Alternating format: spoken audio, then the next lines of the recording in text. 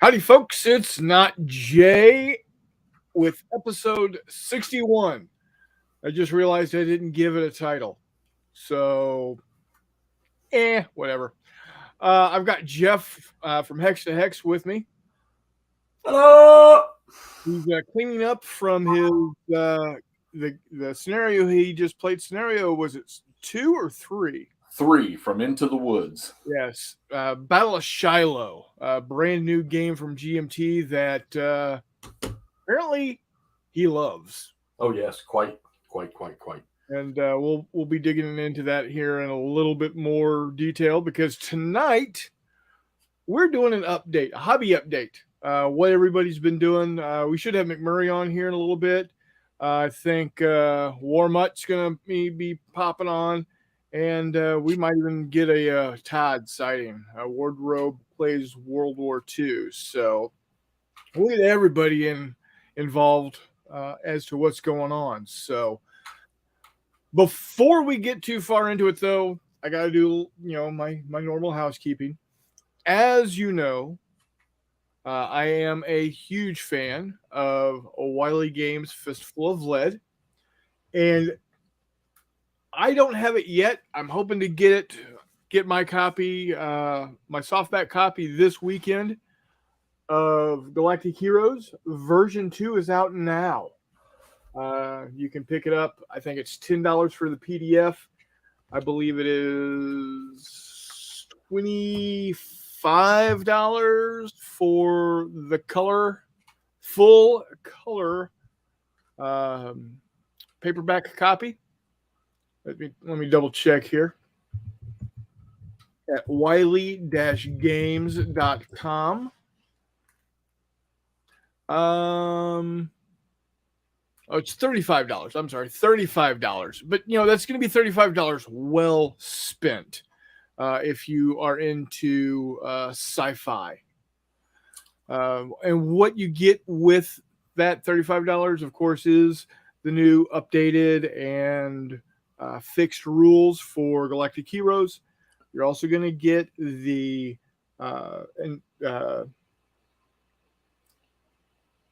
Galactica, Codex Galactica, which has got all of the different pre-built characters. And it's going to give you the vehicle manual. Both of those used to be standalone books at $10 a piece. So original Fistful of Lead Galactic Heroes was like $20. You're getting 2 more books that that were $10 a piece. So you're looking at $40 worth of stuff for $35. Can't beat it. And it looks like just possibly, yes, they are going to have some additional hardbacks available, and that's $60.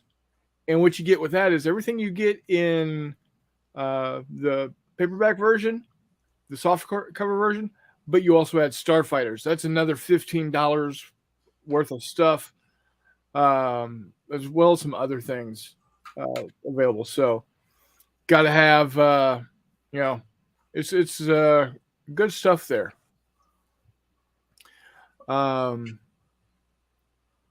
So definitely check it out.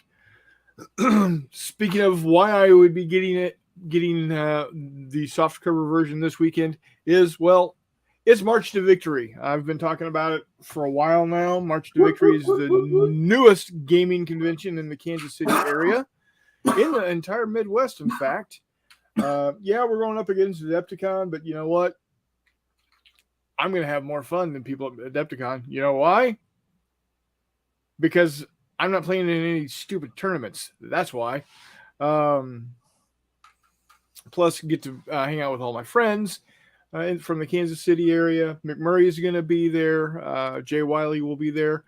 My understanding is another YouTuber, if I remember correctly, his YouTube page or His YouTube channel is Gamers with Coffee. He's got a small little channel, kind of like mine here. He and I believe it's his son talk about games, play games, etc., and so forth. So we're all going to be there. We're going to be having fun. A lot of Fistful of Lead. There's going to be a lot of other games there as well. So we're going to be doing some live feeds from the convention. So check us out. Be ready to hop on and say hello when I go live a couple times this weekend. So if you are in the Kansas City area or can make it to the Kansas City area, come on out to Blue Springs to the American Legion Hall on Missouri Highway 7. $15 gets you in for the weekend. So come see us and have a lot of fun. marchtovictory.net is the website. If you can't come out but you still want to help out, they are taking donations. So come on out and see us. Let's go ahead and hit up the messages here. Chuck came in early at 8:12. Says hello all from warm and sunny San Diego. Chucky! I wouldn't have it any other way, Chuck. San Diego has to be warm and sunny, period. It is not so warm or sunny here. It's been raining here for the last 18 hours, and it is currently 43 degrees. Yep, same here. So Dave Hall in the house says hello. It is sunny, not cold, though. Not that warm. John Longshore, you'll all need to watch Williams Tecumseh Sherman Beyond the March at Sea on Amazon. Excellent. Okay, I'll have to check that out, John. Reese Crawford says, everyone ready for March to Victory this weekend? You know I am, brother. I've got a couple other things to finish up to be ready, but I am going to be there when the doors open on Friday and ready to get to go. Chuck says, 81 degrees in my room. Turn on a fan, son. I like it warm, but Jesus, man. Dave Hall says 84 degrees yesterday. Right now, 65. I'd knife somebody for 65 right now. This 43 business is for the birds. That's my temperature, 68, 65. Love it. Yeah. Tiger Shadow from Australia down under says, hey, all. Hey, Tiger Shadow.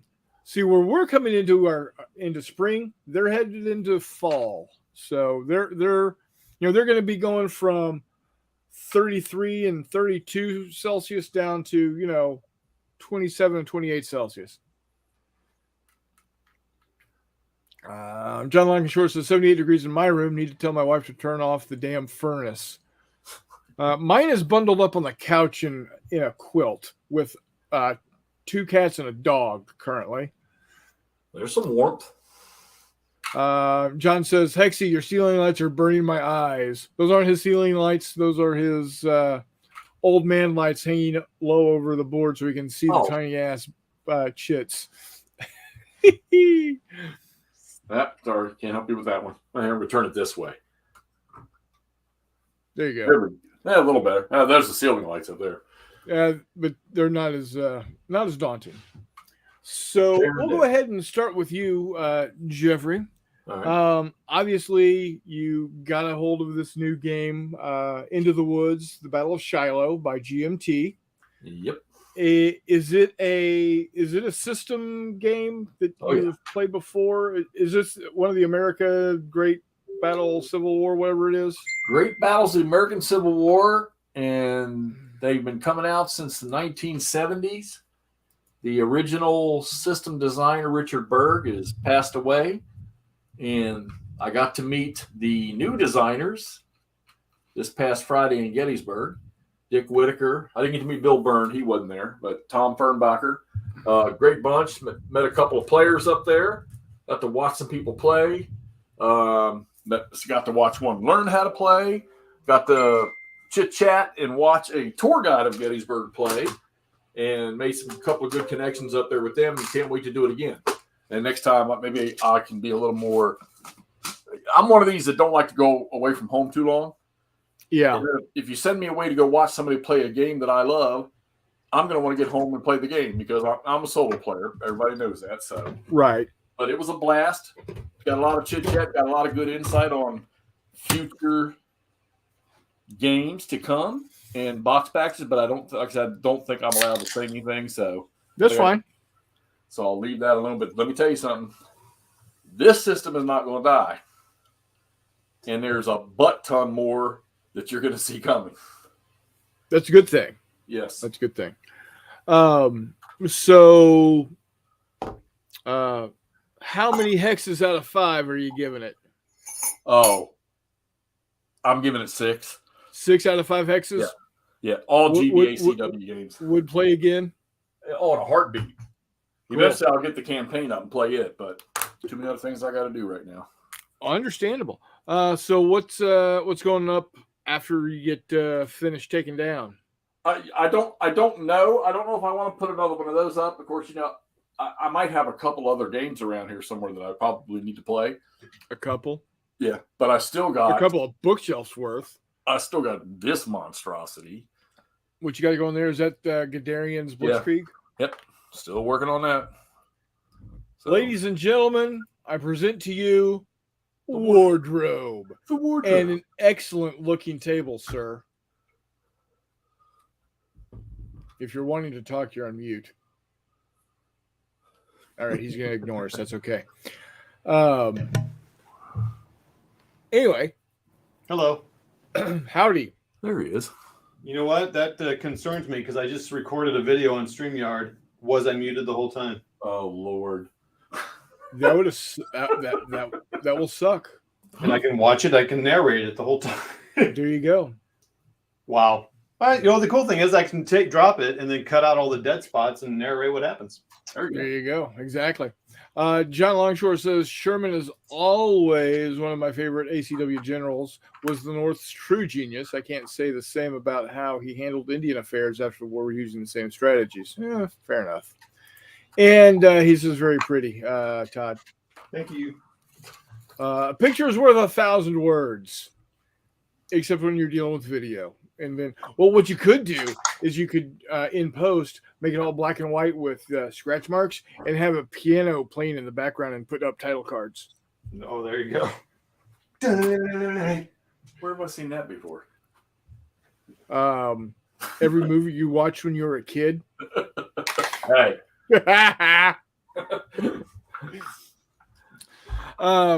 So, Jeff, you also have done something recently with hobby related stuff that's not dealing with board games. Oh, yes, I have. About that some? Actually, I have. I'm not gonna be able to get you all the way out there, but can you see that red thing sitting out yonder? Yeah, that right there. Yeah. Yeah. That translucent red hood. Yeah. Like the color of a certain planet. The planet Elegoo. Yeah. The resin will be arriving when I get home tomorrow, and we will give it a test run. Now, look, understanding that Jeff is not quite what you all are when it comes to using that stuff. I'm still not set on the things. Granted, I know I can print minis off it. Yeah. But there's got to be other purposes for that thing. Well, so here's the deal. The very first thing you're going to print is going to be a I don't know where mine is. It's going to be a rook. I saw that. Yeah, the little instructions thing. Yeah, that's going to be the first thing you print, just to make sure everything's working right, because it is a guaranteed. It will, if everything's set up right, it's a guaranteed it will work print. All right, cool. From there, the world is your oyster, buddy.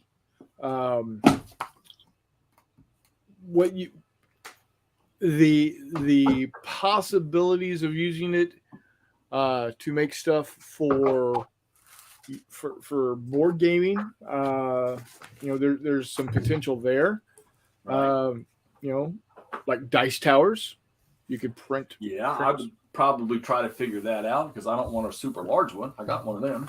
Yeah. There's plenty of them. You can, always go to Thingiverse.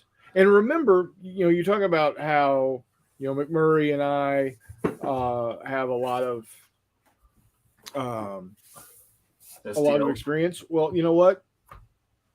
I had zero experience with resin printers when I bought mine. So, Right. you know, it's trial and out. It's trial and error. You're going to have some failures. You're going to get disgusted. You're going to run into shit like this, and you're not going to know what the hell happened. You know, I've got this USS Saratoga class 1/6000th scale warship, Right. and it's got a big ass hole in it. Well, it turns out the FEP, which is the clear plastic on the bottom of the resin tank, has some damage on it and is not letting the light go through. So, no light, no cooking, big hole. Have you fixed it? Not yet. I've got to order some new FEPs, and as soon as those come in, I'll change it out. In fact, I'll televise it. Not really televise it, but I'll get on a call with you to show you how easy it is.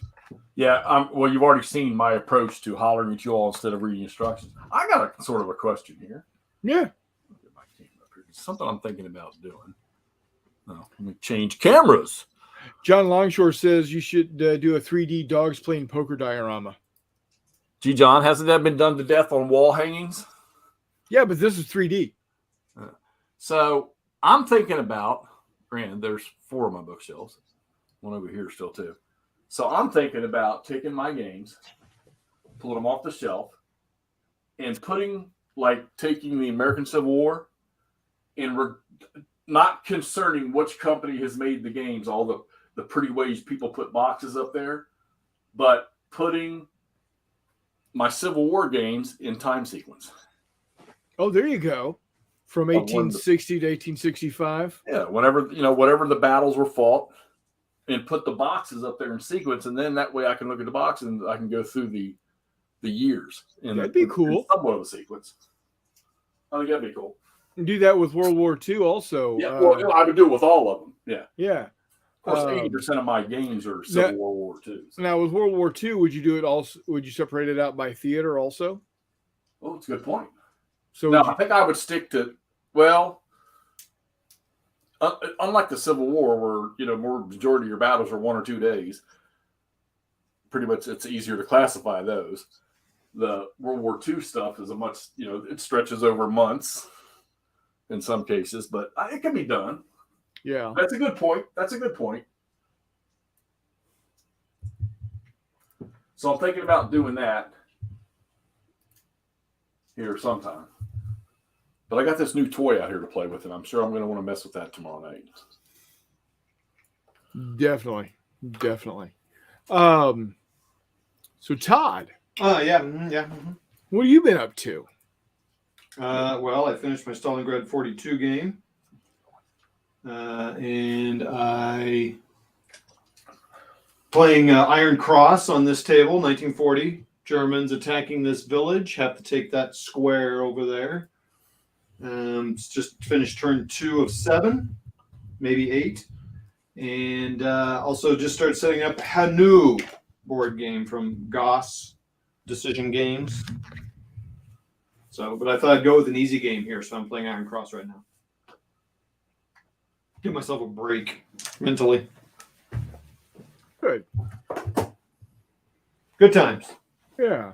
So you and McMurray have been doing quite a bit of gaming recently. Yeah, so we finished our Chain of Command game. Our campaign, and the game.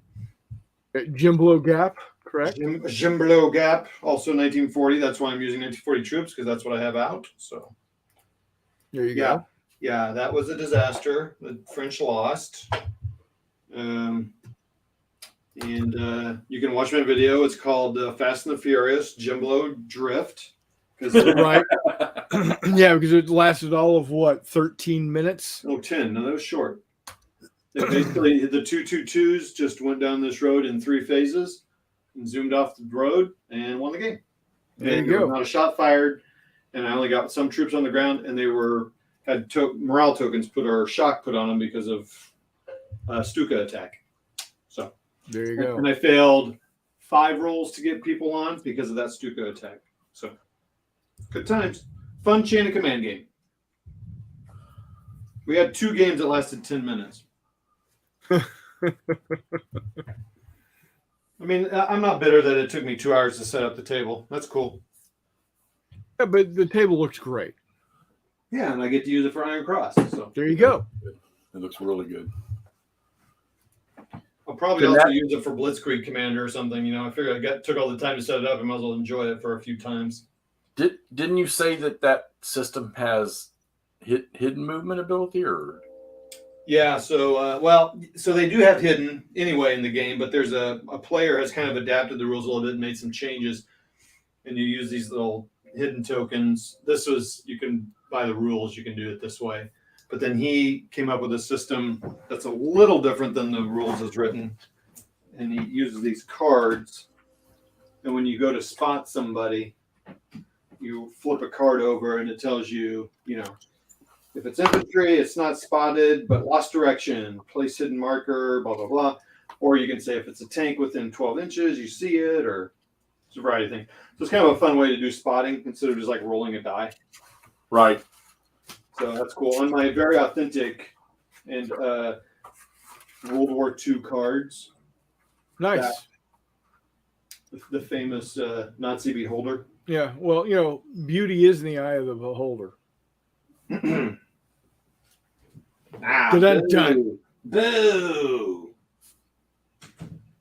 Anyhow. John Longshore says, I have my 1,000-volume war library organized by Dewey Decimal System. Of course you do. Of course you do, John.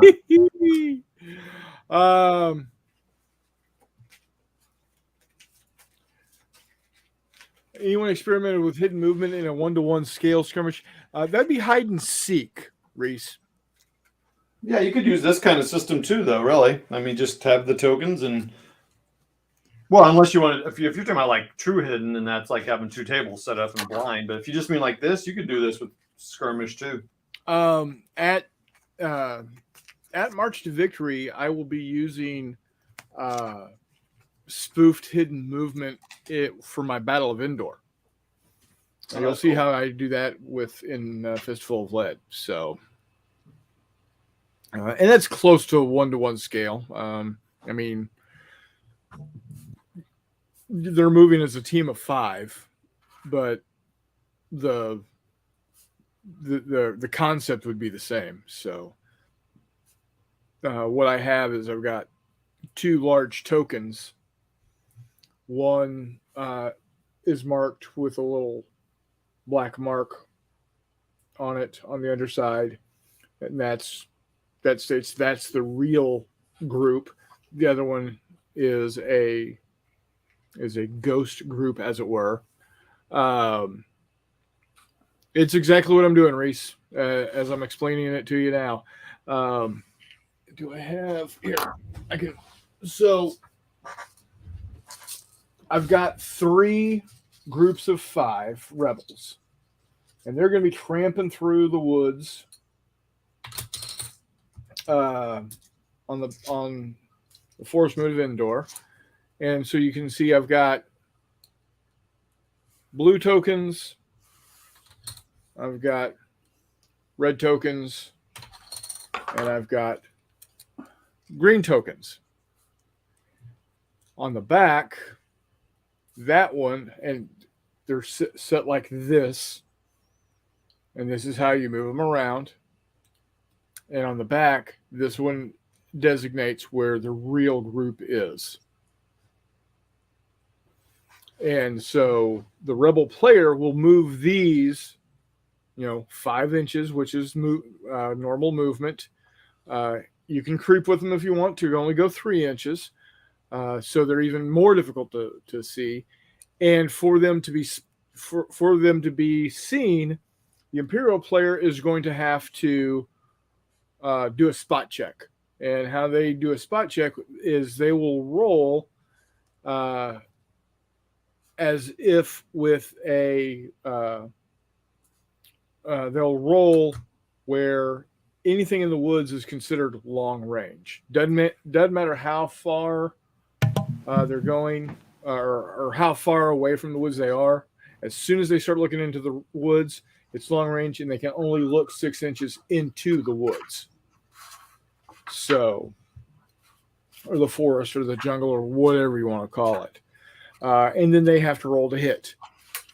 So that it's an 8 or better. It's a hard task roll. Is basically what it is for them to spot them. Until they're spotted, or until the rebels want to reveal themselves, they can't be shot at. So there you have it. Absolutely, Reese, take that. Take that rule. I have played the Battle of Endor scenario at least a half dozen times, and it's worked out wonderful every time.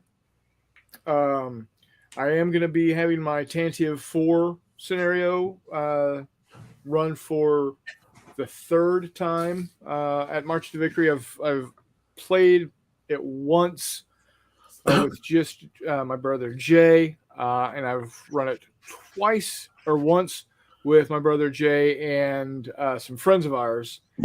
We had a lot of fun with it.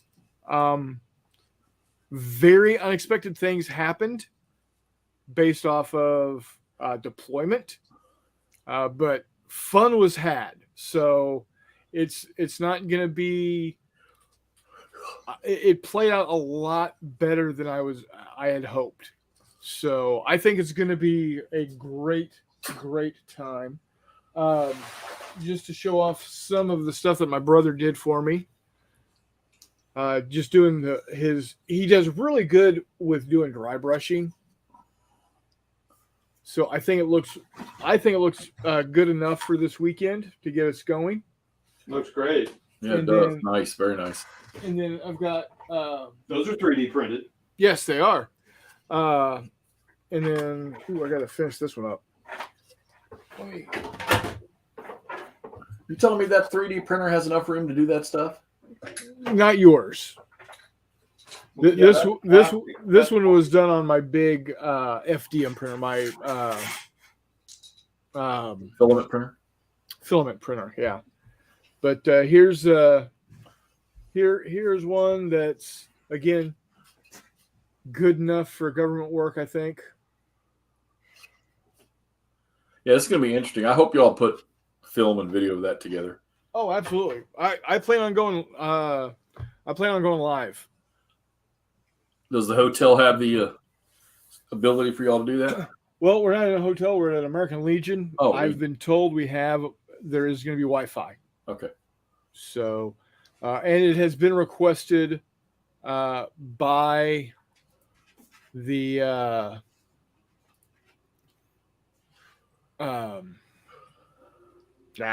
sorry. Been requested by Robin that I do a couple of live feeds. Good. So this is for you, Jay. If you're out there, this is for you. Always bitching about it here in my eyes. I just finished updating my little games log book for the year, and I've already played 10 games. Outstanding. And 11th one sitting on the table. And I had one that I never finished. Took it down. Well, we'll count that as a half. Yeah, I played one turn. What was it? Summer Lightning, which I do want to play it again because I did like it, actually. Well, last year they had an F1 race that lasted exactly 2 laps behind a safety car, and they gave half points. So you played a turn, that's half points. Take it. No. John says, I thought it was the trash compactor, but that makes sense. Very nice models. Yeah, these are a company called LV247. Check them out if you're into LV247? LV Lima Victor -247. Where's that reference from? That's from Aliens. That's right, the planet LV247. And the reason it's named, the company is named that, is the guy started designing modules like this size. It's 5.5 by 5.5. He started designing modules for the hallways in LV-247 to play Alien games. Awesome. So, actually, you might. Well, hold on. You've got the Mars 2? 3. You got the Mars 3? Yeah. Okay, hold on. Let me check something here. I'm not a big sci-fi as far as like on a tabletop thingy to do, but if I was going to do one, an Aliens game would be it. Well, you know what, brother? Between you, me, and McMurray, we can get this figured out for you. Let me check something here. Mars 3. I want to look at the build area because if my understanding is correct, the LGO Mars 3 has got a bigger print area than. It ain't much bigger, I can tell you that right now. Well, here we are.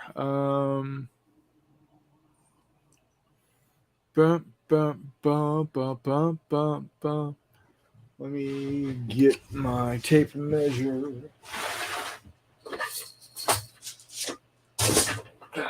I mean, the plate looks like it might be 6 inches by. Okay, so it is 89.6 millimeters. So it'll definitely cover that. And then it is 143.36 millimeters. Oh, yeah. And 175 millimeters. Yep. You're going to be able to print one of these like this. Oh, really? It was one piece, huh? In one piece. So what will happen is let's say this is your vat. Right.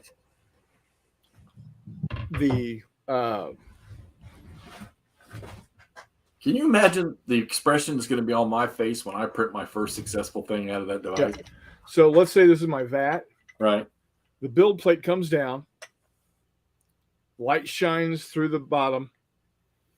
The resin gets cooked on the plate. It lifts up. The next layer, the next layer, the next layer, the next layer, the next layer. To eventually, this is what will come out of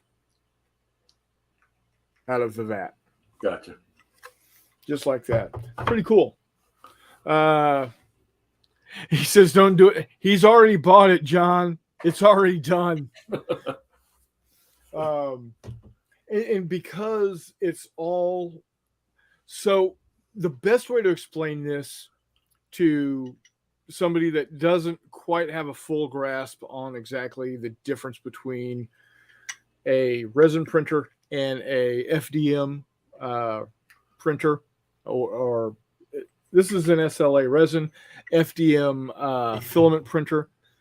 Think of it this way. A resin printer is like a laser printer. In other words, the reason why it's so quick is because it creates a full image on the drum all at once, and right. It just goes right through. The FDM printer, the resin print, or the filament printer, is more like a dot matrix. Oh, you just went old there. So you have to do a line at a time. So you're actually drawing. Right. So that's why this thing took 13 and a half hours to print. Gotcha. On a resin printer, this is going to take maybe 7-8 hours, maybe. So, Steve Willard, 2 Action Steve is in the house. He's going to be there at March to Victory with his game of Masters of the Universe, He-Man and Skeletor and Evelyn and many faces and just all the fun stuff we had as kids growing up watching Saturday morning cartoons. Steve, we're talking about what we've been doing in the hobby, and Hexy, Jeff there, just purchased an Elegoo Mars 3 and a Anycubic wash and cure. He's waiting for his water-based resin to show up. Should be in tomorrow. And we're talking about how we can and not only will my Star Wars stuff be there, but Steve's Star Wars stuff will be there, and his stuff, as good as mine looks, mine's gonna look like garbage next to Steve's stuff. Well, Steve and Jay Wiley's. You mean? I'm right with you there, Steve. I've got a little bit more left to go, but you know what? It's all gravy. This Jay Wiley? Yeah, that Jay Wiley. I want one. Well, maybe a paint sprayer for my models first. Well, Chuck, you know what? If you've got any questions on any of it, I can't help you much with airbrushes. I have one. I don't use it much because if I use it, I'd probably feel better about using it, but I don't. So you get where I'm going with that. But as far as it comes to 3D printers, come at me. I got the answers, and if I don't got the answers, I know where I can get the answers. So what I've been doing, of course, is getting ready for March to Victory. I've been painting the crap out of Stormtroopers and Fleet Troopers. Let me grab my box here to show everybody. I got them in a. This is how my PLA comes. That's my filament. But they make really good boxes. So this is what I've been up to. Ah, crap! I need to put some washers on the bottom of these and put in magnets. No, let's do it this way. That's what I've been working on. Just a crap ton of Stormtroopers and Fleet Troopers. We got Darth Vader, C-3PO, R2-D2's in here somewhere. Got Leia. Let me show off Leia here.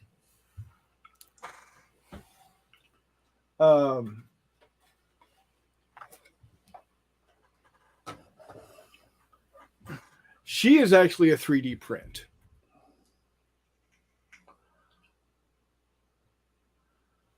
Yeah, I got a feeling that's going to be a whole new world that I'm going to end up getting into that I probably shouldn't. Yeah, but it's going to be so very much fun. So, yeah. And the thing is, yeah, I only need one Princess Leia, but I got I got three different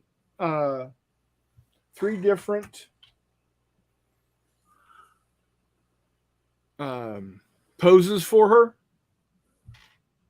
for $7. And then I can. Why do you prefer the red? It's just what I had purchased at the time. Oh, okay. It's what was available. So when I run out of this, I'm going to be getting gray water washable. Right.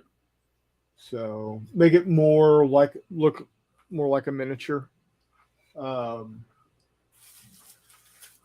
See if I had one handy that had been sent to me recently. No, nothing handy.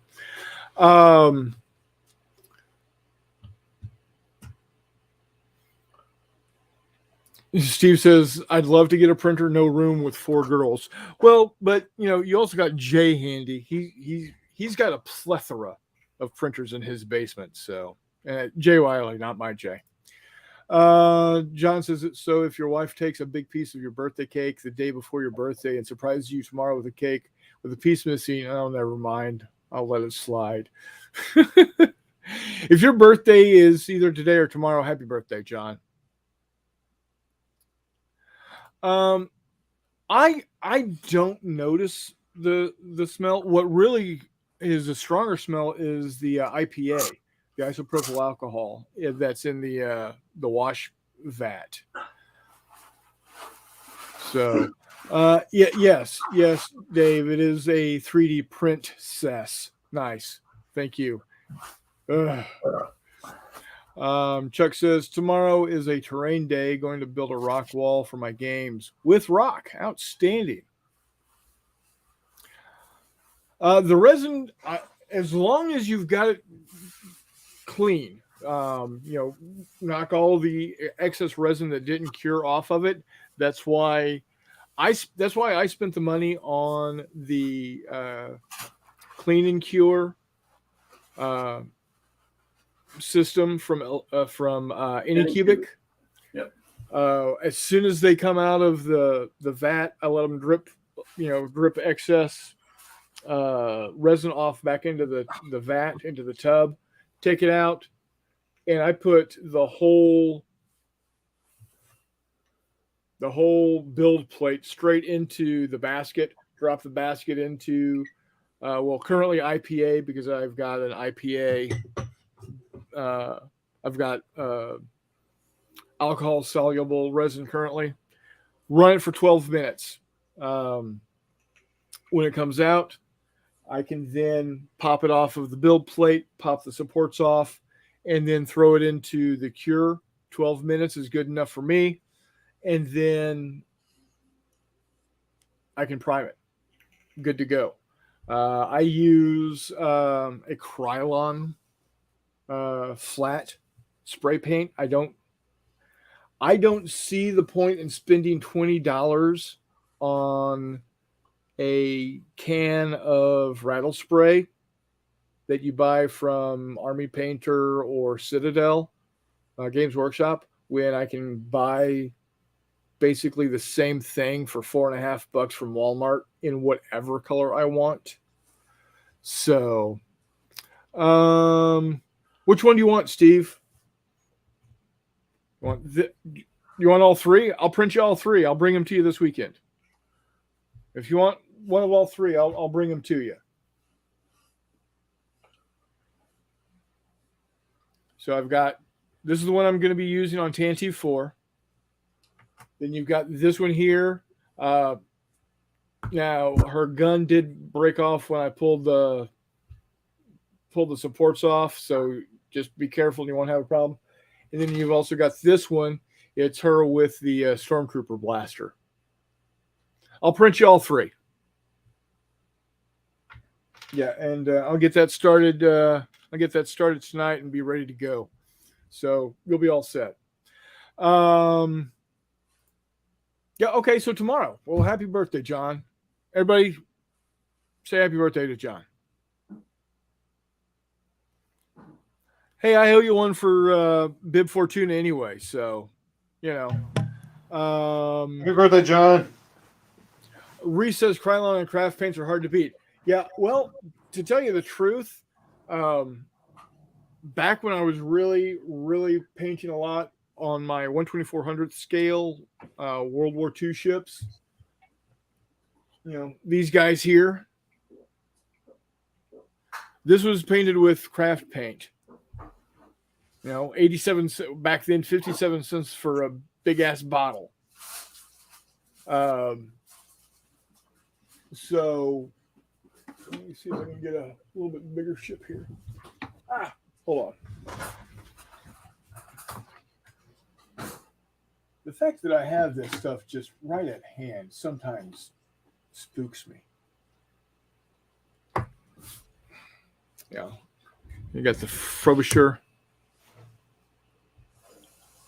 Yeah, so these are craft paints that I did these with. But I painted up several different World War II U.S. carriers, and put them into a painting competition at a game convention in Kansas City. Shit.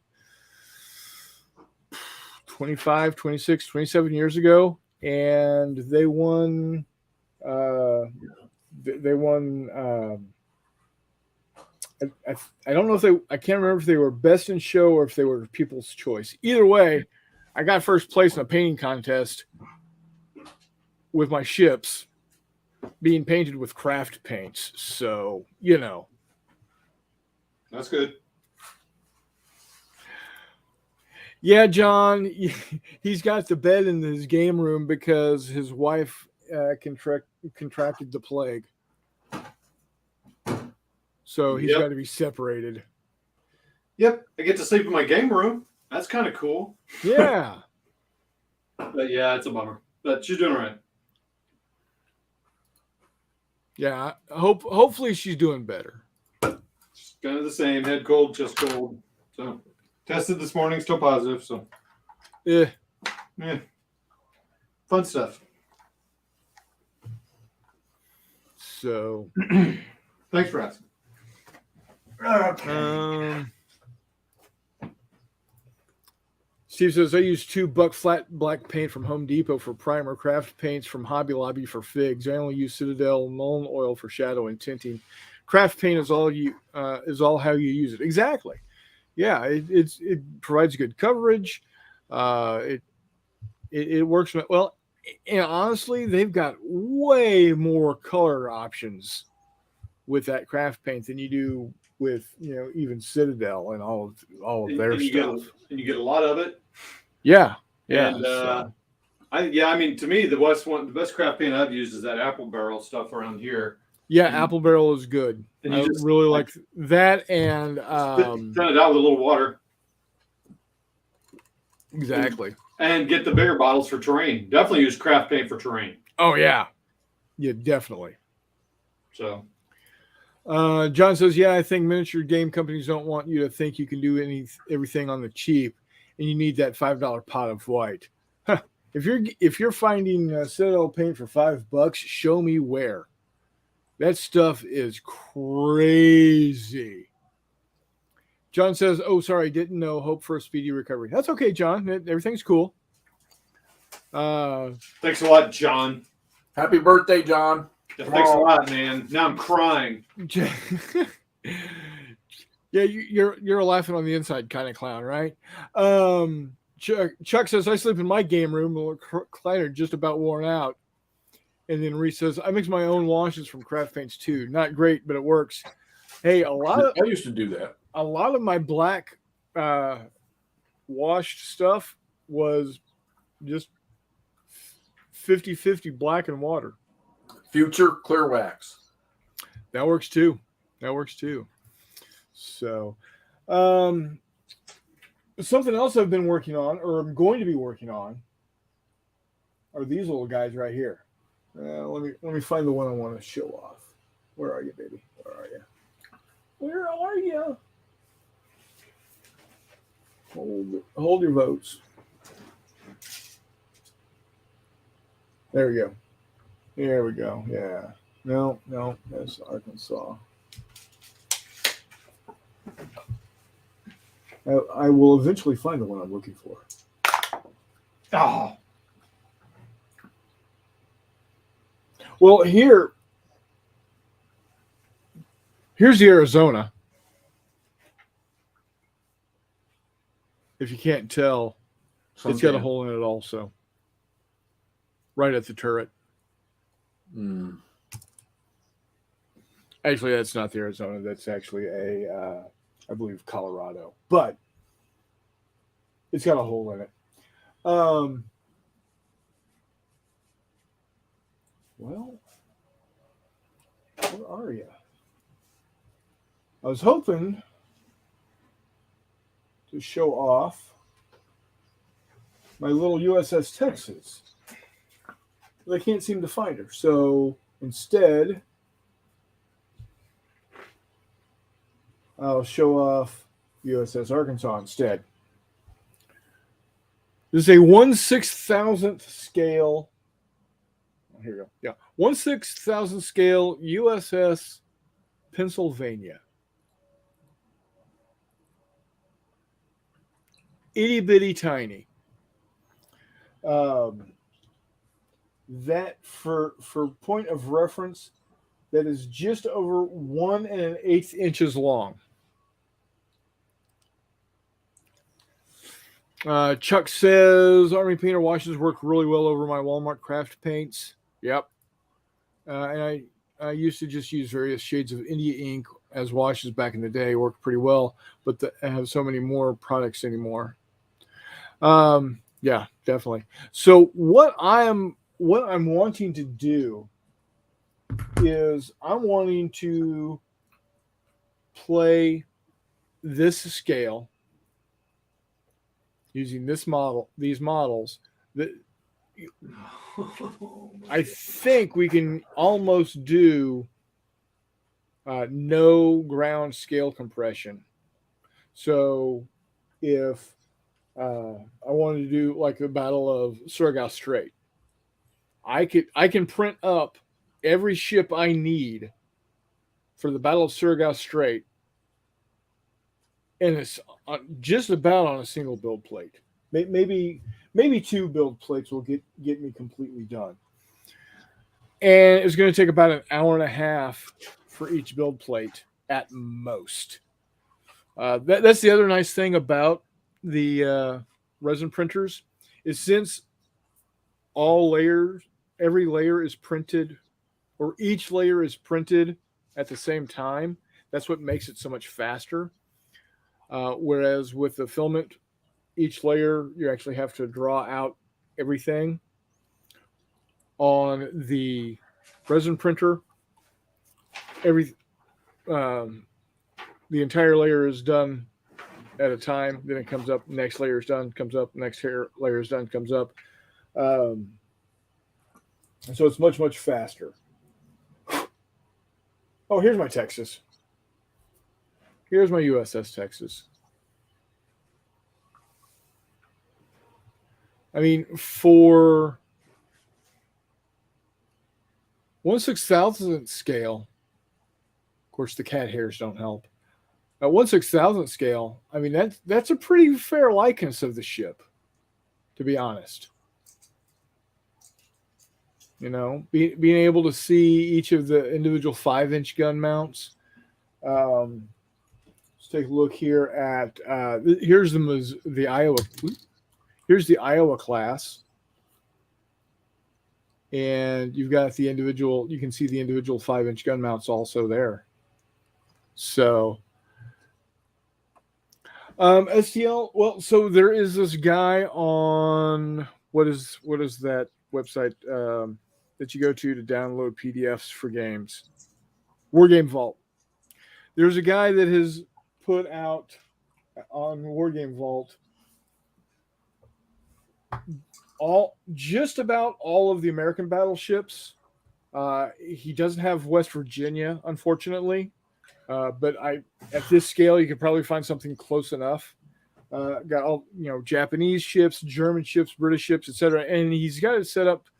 Pay what you want. He recommends $2.50 per bundle. So I got the entirety of the US that he's got so far for $2.50. All of the British ships, $2.50. And you can print as many as you want. So the bundle only has a single Iowa class battleship, but you know what? What's stopping me from printing 4 of them? What's stopping me from printing 6 of them? What's stopping me from printing 12 of them? Other than it's not, it's ahistorical at that point. So yeah, the STLs are out there. Like I said, he doesn't have West Virginia. He does only have 1 destroyer. But again, when you're dealing with a ship that size, I mean, yeah, this is a Fletcher class destroyer, but close enough that it can be something else, not a big deal. So yeah, the STLs are out there, John. And I almost, I feel bad for only giving him $2.50 per bundle, but that's what he recommended that we do. So that's what I did. So, what type of program would I have to have if I wanted to design my own STLs? There's a couple of different applications out there. The one that's probably used most, well, I don't want to say that. One that is used quite a bit is a application called Mesh Mixer. It's a free download that allows you to take different components and put them together how you want them. Reese says Autodesk Inventor works very well.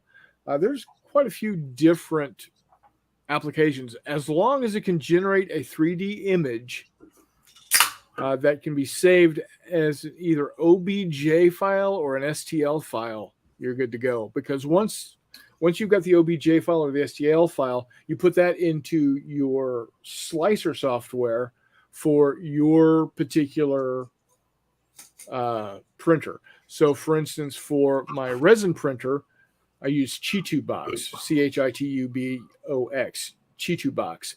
For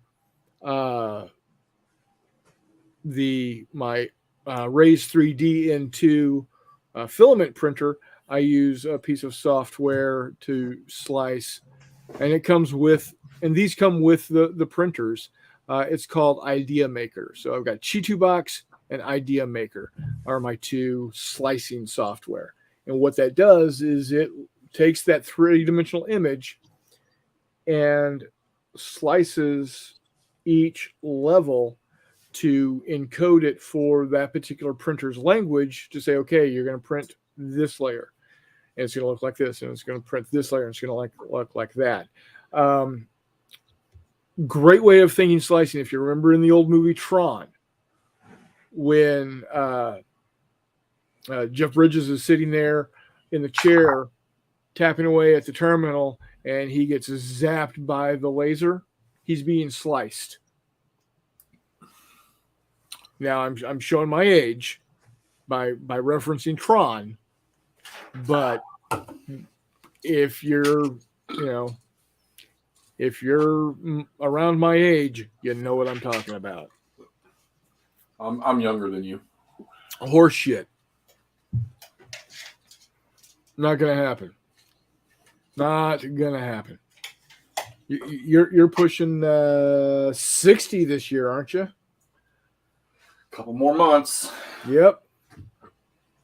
Don't worry, my wife's got you beat. She rounded that horn 2 years ago. Yeah, Tiger Shadow of the Stone Age. Yeah, I'm more like the Stones age. Start me up. Ha ha. I am actually college trained in the use of Autodesk, even though I don't touch it no more. Yeah.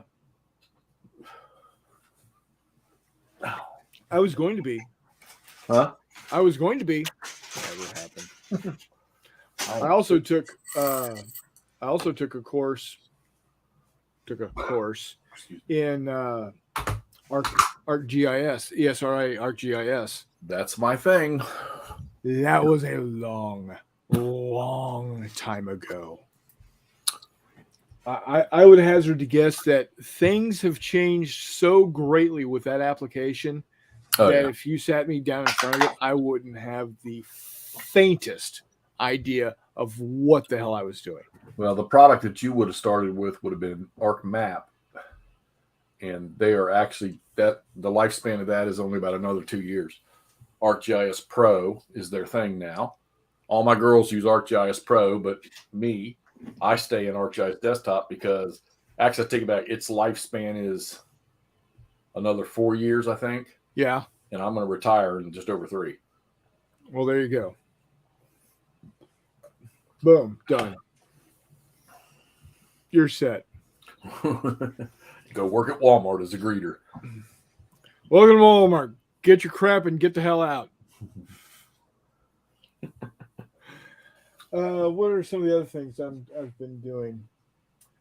Of course, as soon as March to Victory is completed and in the books, I'm going to refocus my efforts to Kanji City. That is the gaming universe that my brother and I are working on. We're going to be using Fistful of Lead Galactic Heroes on it, of course, but it is our cyberpunk universe that is going to be a mishmash of all of the great cyberpunk ideas. We've got miniatures that are reminiscent of Blade Runner. We're wanting to do miniatures reminiscent of Ghost in the Shell. We're wanting to have miniatures that look like they're out of Cowboy Bebop. And our goal is to have a 3x3 or a 4x4 table area that's medium density city with six crews, 6 teams, 6 gangs, if you will, ready for J3 this summer, which is going to be either the last weekend of June or the first weekend of July this year. So, unfortunately, unless things change, the intrawebs are not strong at the location. So, unfortunately, we're probably not going to have any live plays, but we'll definitely do some recording and throw it up on the channel. Also, I do want to say the last couple of weeks I've been slacking on getting videos posted on Mondays and Fridays. It's basically been me being just going nuts on getting ready for March to Victory. Once March to Victory is over, I'll be back to posting stuff on Mondays and Fridays. So for those that are wondering where my videos have been, I apologize. I just haven't been getting them out. So, John, you do realize 1982 is 40 years ago now. And it was the first movie to have an appreciable amount of computer graphics in the works there. So he says, well, when you compare Tron as compared to Ms. Pac-Man that you had to at the local game room, it was amazing. Absolutely it was amazing. Operator, please connect me. Yeah, yes. So I said this a couple of weeks ago. My office still has a hardline fax machine.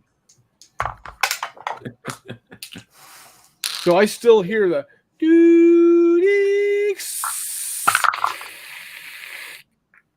doing doing. It didn't do the doing doing because it's not a 56K modem. That's when you knew you were going to be able to get at least 3 or 4 photos downloaded that night. Is when you knew when you were logging in and it went doing.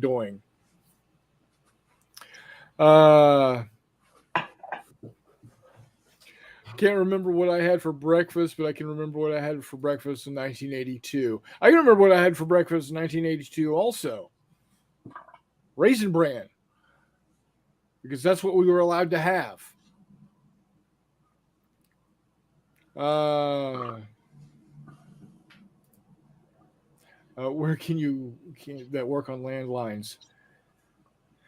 Yeah, just my fax machine, brother. Answering the phone to a fax, good way to lose hearing insanity. Yes, and I still have that problem because for whatever reason, people still dial our number wrong when they want to send us a fax. So yeah, that's lovely. So going forward, Jeffy, besides playing with your new toy when you get your resin in, what else? What else are you looking to be doing? Any new games that you're wanting to get a hold of that are coming out soon? I think I still see. Claystone took care of one for me that I had dropped from my pre-order. I got it the other day, U.S. Civil War, and apparently they made the expansion. It's just charts and rules to upgrade that version to the new version because it's pretty much the same game, and All right. that didn't cost me anything. So there, I got that. I had to pay for that one. I think I'm pretty much like Todd right now. I've pre-ordered for Air Court. I have the pre-order for what's the Normandy, Todd? Battle for Normandy? Yeah, Battle for Normandy. That's going to be I have years. It. Yeah. I'm waiting for Compass Games to put a pre-order up. Well, I think they've already got it up for their regiment level Bull Run game. Very nice. And I have Army Group North on pre-order. So other than, the only thing that if it jumped in my face that I would buy right now of my own volition would be if I saw Gale Force 9's Aliens, there you go, in a store. I probably won't order it. All right. Other than that, no. I'm not like I'm ever going to play all of this stuff right here. I'm actually thinking about selling some of it, maybe selling all the Europa games. Not sure yet. Haven't decided. Good. How about you, Todd? What do you got going looking forward? As far as games or purchases? Sure, why not?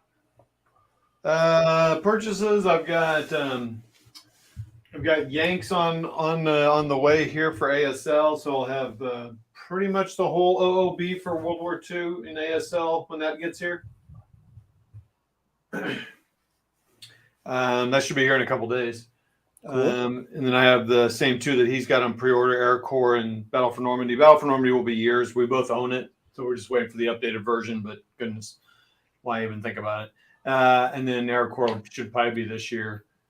And I think that's all I have on pre-order. No, I have North Africa 41, which is another Simonich game, and also the expansion for Operation Saturn and Jupiter for Stalingrad 42. So I should be continue my last Blitzkrieg game with my Canadian Fred Bryan next week or in 2 weeks. He's been traveling, so I'm excited to see if I want to keep that game or not, or if my lease is up. As usual, he's an amazing host, but man, I just don't know if that BCS system's for me. And then, like I said, I've got Hendu on the board, which Jeff has already told me I should let the lease run up on that. So I think he might be right. That's all I got there. So I've got Hendu and a full ASL game, and I will have finished my 10 games that I said on the another Facebook group that I would play this year. So that'd be cool. Nice. Put together a list. Yeah, I need to get that. You know what? Maybe that's what I'll do. I'll move that next scenario that we've been trying to play in Squad Leader. Maybe I'll move that back here where I know it'll get played. There's something about it being out there in the living room on the table that I won't play it. Oh yeah. I have an ASL starter kit 1 scenario 2 sitting in my little drawer here for a month now, waiting to get started. No, I don't have to wait for someone. I can play it myself, but we're trying to play it at the same time. I.e. Jeff and I. So I have that sitting in my drawer over there. And I should, if I start playing that, then I'll probably just focus on that and kind of let Hennet slide. But I got to get Hennet played. I want to play it. But well, John Longshore says MMP have Manila on pre-order. I've cut all my pre-orders down to very little. Yeah, I couldn't decide, John, if I wanted to get Manila or not. It's not. That map is crazy. How big is that map, John? Is it 6 foot? Yeah. And wondering, why do I want Manila? OCD won't let me live in peace. It's like a 6 foot map for ASL. Wow. No, it's huge. And it may not be 6 foot, but 4 foot map for ASL would be huge. But It's a huge square, and it's really cool. It's Manila, downtown. It's pretty amazing. And it's my kind of it's the kind of thing I'm going to buy of ASL after I get all the basics down is historical map scenarios instead of the generic ones. So I don't know. Right. I can't decide on that one. I don't think I'll get that one because I'd rather spend the money on that on smaller ones from Lone Canuck, which are historical, like just 24 by 32 maps, like your standard map size. Yeah. Speaking of Canucks, we've got Chris Long A. Welcome, what's up? gents. What's up, Abe? I showed these previously, but Chris Long wasn't here, so I'm going to show them again. Look at here, buddy. Look at here. You know you want to get them. 1/6000 scale, World War II. This is the USS Texas, 1 1/4 inches long. Actually, no, this isn't the Texas. This is Arkansas. I'm sorry. This is Arkansas. You can tell because it's got 6 turrets.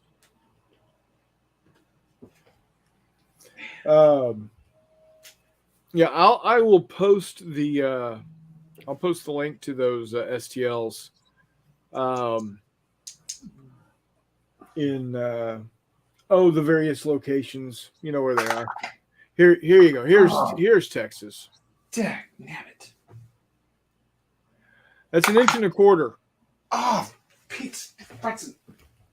Easy killer. For those that don't use Freedom units, that is It is 1, 2, almost 30 millimeters.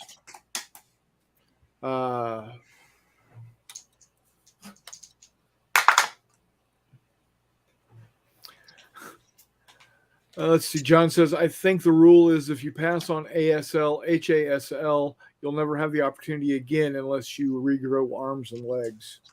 What the hell is HASL?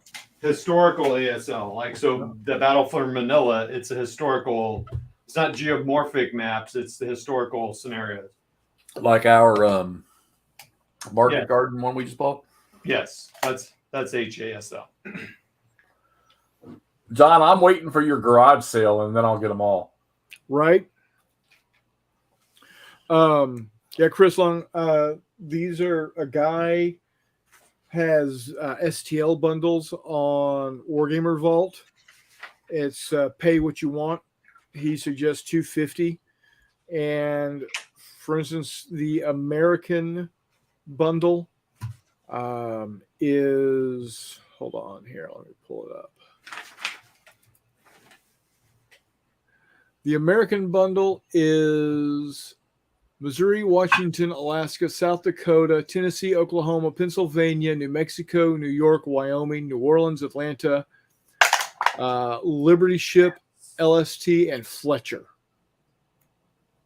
in 1/6000th scale. And he's got the French, the Japanese, the Kriegsmarine, the British Navy, and the Regia Marina. And then he's got one separate for aircraft carriers. And he's got, the American aircraft carriers. So for instance, the American aircraft carriers are Saratoga, Enterprise, and Bogue. And then for the Imperial Japanese Navy, he's got the Yamato, the Nagato, the Hyuga, the Fuso, the Karo, the Kongo, the Takao, the Yubari, and the Fubuki. And then in the carrier group, he's got the Ziokaku, the Taiho, the Akagi. Yeah. Oh, I'm sorry. The Kaio is in the carrier group also, not the gunships. No Hornet or Wasp. But I mean, the Enterprise is. Where are you?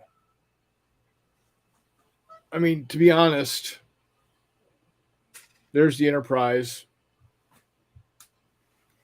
If you wanted Wasp, you could probably, scale it down just a touch to make it a little bit smaller, like with the Ranger. Or, well, actually, the Wasp and the Hornet were essentially sister ships to Enterprise anyway. So you could just run with it like that. So, but yeah, it's pretty cool. Pretty cool. Yeah, I'll post a link in the Not Jay's Facebook group and up on the Discord server. So be on the lookout there. And if you don't see it in a reasonable amount of time, just give me a little poke and drop a reminder in there saying, "Hey, where's that link?" And I'll get it right to you. So, yeah, I'm gonna be working with these. I wish that you had the West Virginia, the actual West Virginia, because one thing I was thinking about doing was making a 2-scale diorama of Pearl Harbor using these guys. In 1/6000 scale, it wouldn't be very big. Thanks, Jay. Yeah, I let me get finished with the show before I start dropping links, buddy. Ah, got it. So, oh, and luckily and unluckily, it's a two-edged sword. Luckily, Jay, my brother, will be at March to Victory on Saturday. The unfortunate reason that he is going to be able to get there is that the concert that he and his wife were going to be taking their daughter to see got postponed due to the members, at least one of the members, having pneumonia, I believe it was. So best of luck to the young men getting healthy again so they can continue with their Greta Van Fleet. Greta Van Fleet. If you like Led Zeppelin, go check these kids out. Greta Van Fleet, GretaVanFleet. They sound great. They are just amazing group because I think they're like 21, 22, 23 years old. Check them out. I heard about them about 2 or 3 years ago from a buddy of mine, and yeah, pretty cool. He and his wife were going to take their daughter to the first her first rock concert, but unfortunately got postponed. But that does allow them to now come to March to Victory. So silver linings, right? But yeah, Walkabout Games. Chris Long says, love Greta Van Fleet. So there you go. Even the Canadians and you know, their good taste likes what they hear. So, all righty. Well, we've been plugging along here for an hour and 18.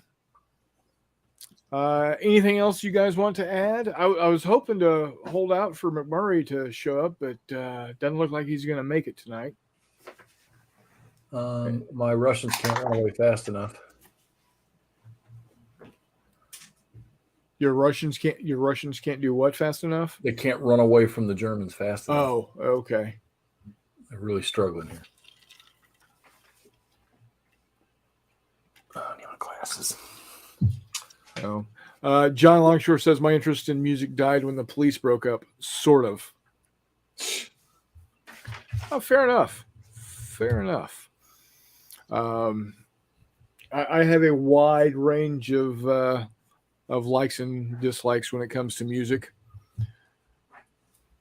So, well, guys, thanks for coming on and bringing us up to date with what y'all have been doing. Oh yeah.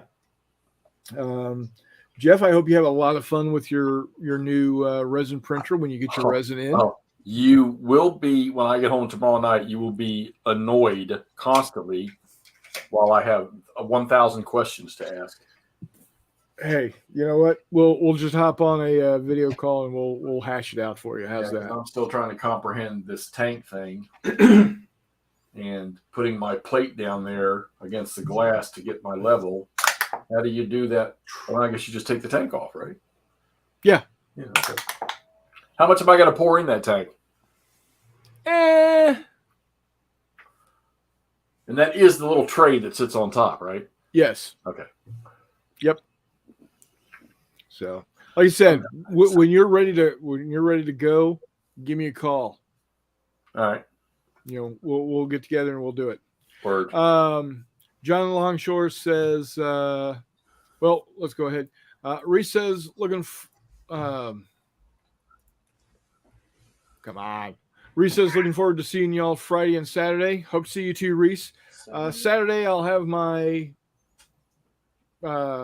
Chronicles of Not J t-shirt on. I think Friday, I'll have my March to Victory t-shirt on. So, got that going for me.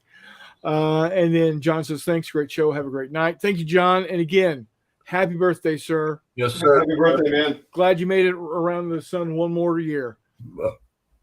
Tiger Shadow from Down Under says, thank you all. Not Jay, Hexy, Wardrobe. You're welcome, sir. Thanks, Glad man. we could provide you with some entertainment this morning. And then take the long wire, look at the end of it, and find matching holes in the wall. Step 1. There you go. And then Reese says, I'll be the young guy in a cowboy hat. All right. Well, that describes about half the population of the county I live in. So luckily it's not so much in Blue Springs. So, but yeah, we'll definitely see you there, buddy. Everybody take care and be on the lookout for the links for the World War II ships. In fact, while I'm thinking about it, that's what I'm going to go do right now. So until the next time, we'll see you on the flip side.